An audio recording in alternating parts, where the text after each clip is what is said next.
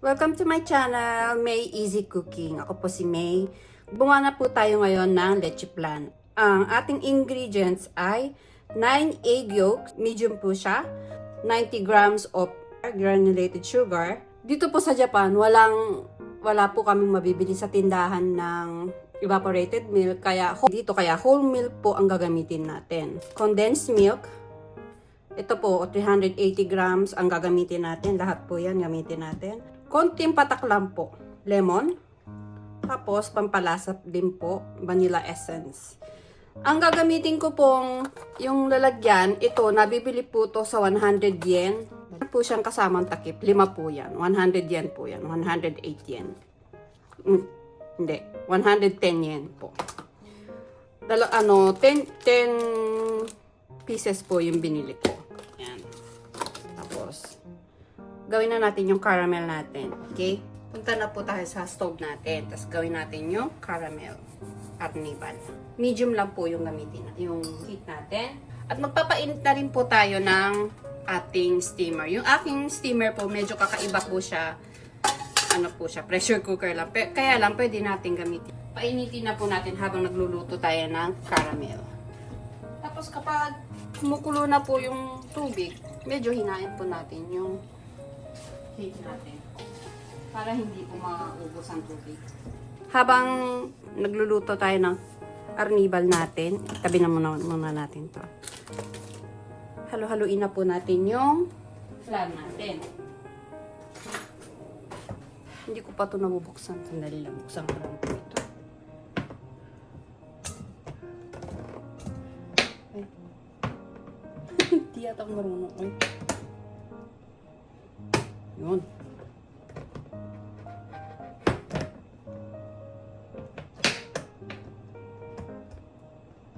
Yung bato, ang hirap naman gamitin ito. Ayun. Medyo haluin po natin yung egg yolk natin. Tapos lagay na po natin yung habang medyo maging ganito po yung itsura niya. Rubber spatula po para magkaroon kayo na para makuha nyo lahat o na masayang yung ano. Tapos lagay na po natin yung condensed milk na po. Saluin na po natin. Lagay na po natin yung milk natin. Ay, nag-arnibal na. Yung ating pong milk, 300 ml po. 300 ml po. Tapos haluin na po natin. Huwag po natin masyadong haluin. Baka kasi, nagbumubula nga po. Ayan. Yung arnibal po natin. Ilagay na po natin to. Lagay na po natin dito sa ating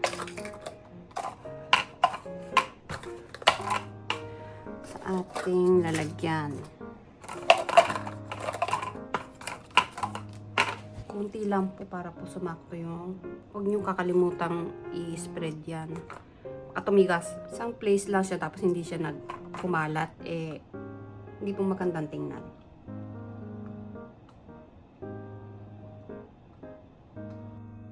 Tapos, kalat po natin yung ang ganda ng kulay niya, ng hugis niya, Para po siyang yung pang-star po. Tapos palamigin po natin siya. Ayun, tumigas na yung maliit ito. Tapos i-set aside po natin. Tapos tuloy-tuloy na po yung ating paghalo dito. Tapos dito natin ilagay.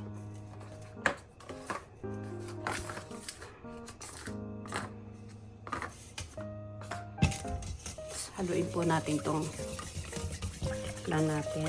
Tapos lagyan po natin ng lemon. Yung 2 patak lang. Kasi baka umasin. Then, yung ating vanilla flavor. Yan na po. Hindi ko yata nalagyan ng apoy yung aking steamer. Ay, nako. Medyo bumula na.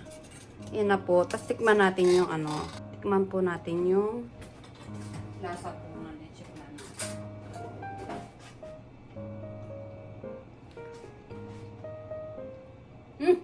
Wow! Sarap. Salain po natin ng 3 to 4 times po. Para maging creamy siya. Wala po yung lumps. Yan po. Salain natin. Alam, parang natira yung ano niya, Hindi ko masyadong halo. Kayo din natin ito sa lain. Haluin po natin ulit. Sayang. Hindi ko yata nahalo. Salain uli natin. Salain uli natin.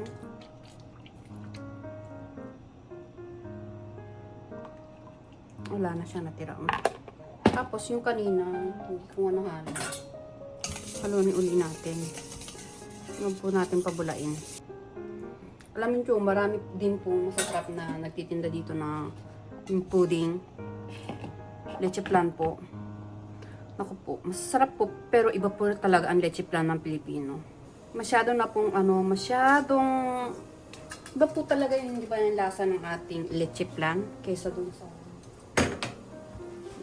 alam niyo naman, di ba, mga Filipino taste. Yan. Tapos, at salain po natin ng pino. Ito po yung ginagamit ko pang sala po dito sa matcha. Kaya ito po yung ginagamit ko. And mainit na yung ating steamer. Tapos, ito po yung pang matcha kung pino yung ating leche flan. Alam nyo, napakaraming nagtitiis dito na hindi makakain ng leche flan dahil nga po wala pong evaporated milk. Tapos bibili nga po parang meron din ditong pudding kaya lang hindi iba po yung lasa. Baga pang lasa na po ng Japanese. Pang 5 sala na po to. Yan, okay na yan. Tapos ito na po yan, pwede nito. Tapos nasa natin matindi. Ating lalagyan. Lagyan natin siya ng matigas na yata. Hindi pa masyado matigas. Palamigin po natin muna. Tapos, pag lumamig na, ilagay po natin yung flan natin. So, matigas na po yung ating lalagyan. Tapos, tatansyahin po na muna natin. Huwag po na muna natin punuin. Baka po kumulang. Pero, tinansya ko naman to for 10 cups. Kaya lang, mamaya, baka mamaya, hindi sakto. Ano muna. Tansya muna. Meron naman line yan hanggang kung saan mo pwedeng. Ito may line siya hanggang doon. Meron siyang line dito. Doon pwedeng ilagay ang size. Kaya lang, yung dami ng itlog, yung flan, kaya lang, ingat muna tayo. Yan o. Wow! Ay, parang, ang dumi naman. Yan. Tapos yung sobra, ano natin yan. Sakto lang pala. Nang hanggang 10.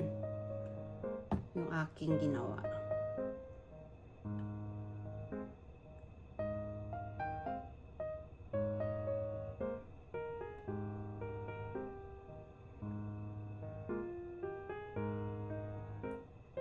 Yan. Okay na yan.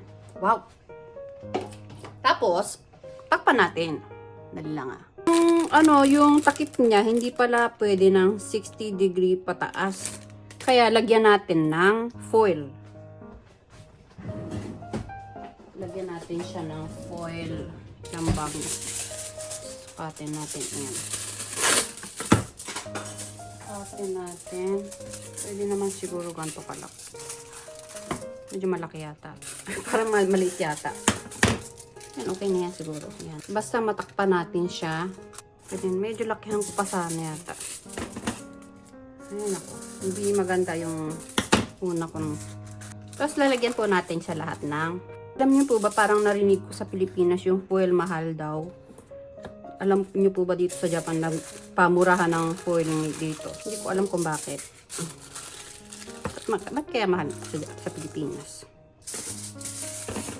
Pamurahan din dito yung yung sarandap pa tawag dyan, ko lang, yung pang wrap talaga. Alam nung bata pa ako sa Pilipinas, mahal yung pang wrap talaga na sarandap ba tawag dyan, Pilipinas, hindi ko na matandaan. Yan, lagyan natin sila lahat ng foil. Ayan, at dalawa na lang. Painitin ko natin. Pinatay ko yung tubig. Sayang kuryente. Mahal na po kuryente dito, nako.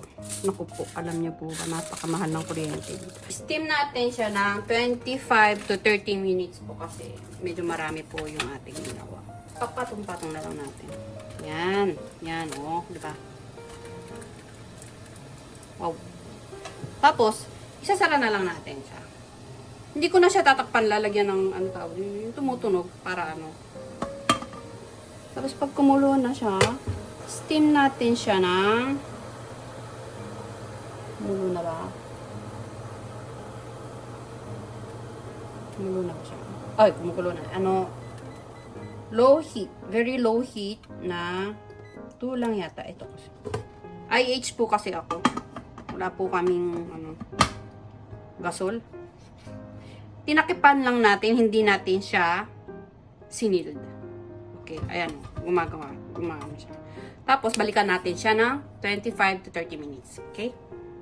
Tignan natin yung kung okay na yung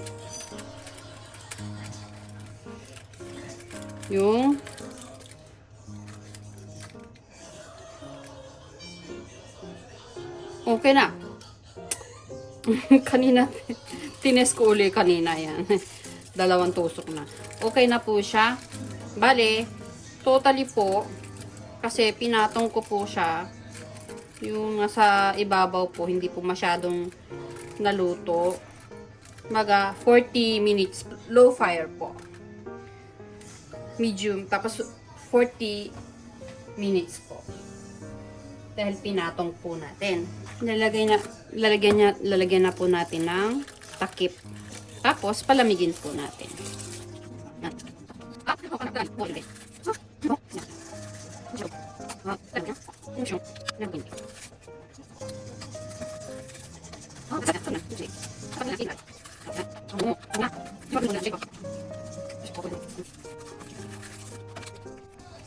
Yan po ang lahat na nagawa natin.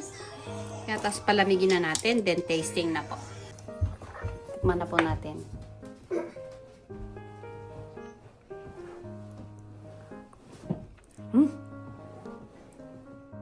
Uy. Oishi. Ah, sarap. Oishi.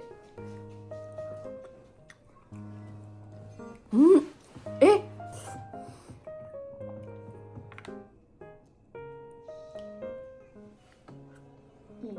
Atsuyo.